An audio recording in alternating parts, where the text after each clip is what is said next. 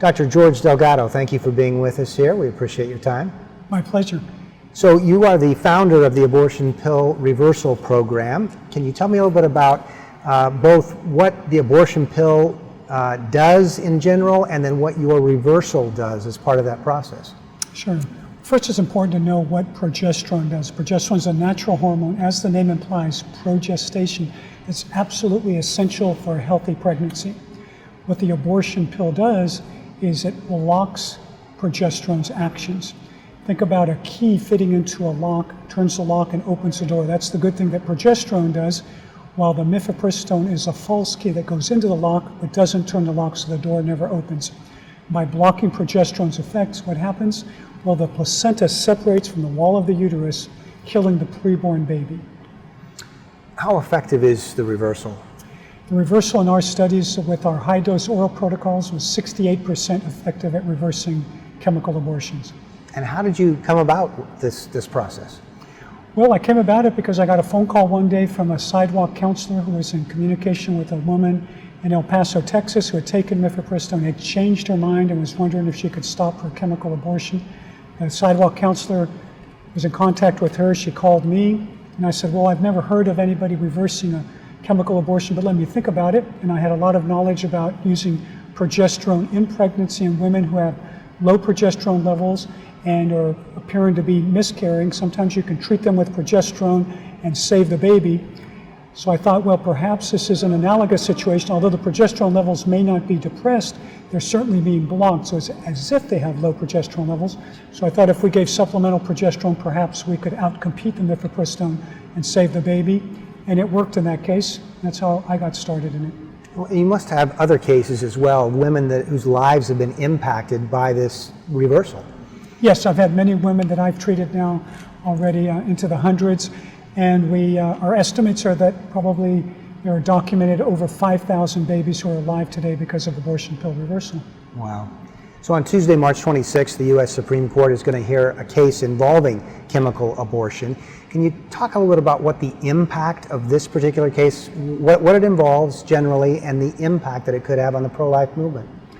Well, the case really is making sure that the FDA follows its own rules and follows the laws when approving drugs. In this case, they approved mifepristone for a chemical abortion without following their own rules. They approved it for children without testing it in children. They approved it without a randomized controlled trial. So these are all things that are very important, and we really need to hold the FDA's feet to the fire because they shouldn't be giving special breaks to drugs that kill babies. Obviously, we had a major decision with the Dobbs decision in overturning Roe versus Wade. Does this case have the potential to have the same kind of impact? I don't think it'll have the same impact as the Dobbs case, but I think it'll still be very important and very monumental. And I'm confident that the Supreme Court will rule in our favor. They're just ruling on one aspect of the case, and then the rest of it's probably going to go back to the lower courts. So it's still going to be, a couple of years in the system, but I think good things will come of this so that the truth will ring loud and clear. So pharmaceutical companies have said mifepristone is safe regarding the mother. How would you answer that? Well, a good study out of Finland showed that chemical abortion using mifepristone, the complication rate was 5 times higher compared to surgical abortions. So if they're saying it's safe, I don't understand what they're meaning by that. Additionally, now that they're promoting mail order and telemedicine use of mifepristone for abortion, we know that women's lives will be impacted because women will be getting these chemical abortifacients without having an ultrasound. They won't know if they have ectopic pregnancies, and we know that about 1% of pregnancies may be ectopic. And so a woman will have bleeding, won't realize that it's actually her tube rupturing, won't seek medical attention, thinking it's a normal thing for a chemical abortion. She could die on her bathroom floor. We know that 15% of women are Rh negative in their blood type. And we know that those women need to have a special injection if they have an abortion to protect their immune systems. But if they don't get that, they may be doomed to recurrent stillbirths time after time again in future wanted pregnancies. We know that obtaining these drugs by mail order could make them tools of sex traffickers, rapists, and child molesters. How has your work with the abortion pill reversal impacted your life both professionally and personally? Well, it's been extremely gratifying, and I would say that my work with abortion pill reversal has really been the highlight of my career.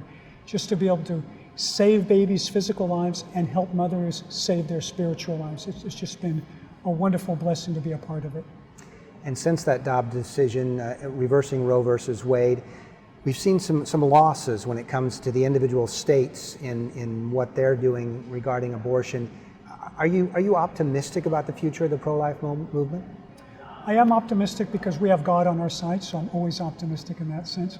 However, we do have our work cut out for us because we see their strategy now. Now the pro-abortion forces are going to go state to state. They're going to misinform the voters, just like they did in Ohio. Ohio is a relatively pro-life state.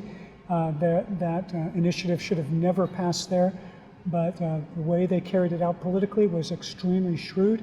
So we have to learn from that, and we need to be as shrewd as them and sly as wolves so that we can defeat them on the political battlefield, because we know we're going to win the spiritual battle. That battle's already been won for us by Jesus Christ. And there is an abortion amendment proposal in Nebraska by pro-abortionists wanting to enshrine it into the Constitution. What's your advice to the people of Nebraska? My advice is to educate yourselves. Be aware of what they're trying to do. Be aware of what's really happening in abortion. Be aware that none of these abortion laws in any of the states that are pro-life limit a woman's ability to get treatment for miscarriages, to get treatment for ectopic pregnancies, or for anything else where she needs legitimate medical treatment. None of those laws would ban it. In fact, all of them specifically exclude that. And in fact, those are not abortions. Those are actual legitimate medical treatments for gynecologic conditions. Dr. George Delgado, abortion pill reversal founder, thank you so much for your time. You're welcome.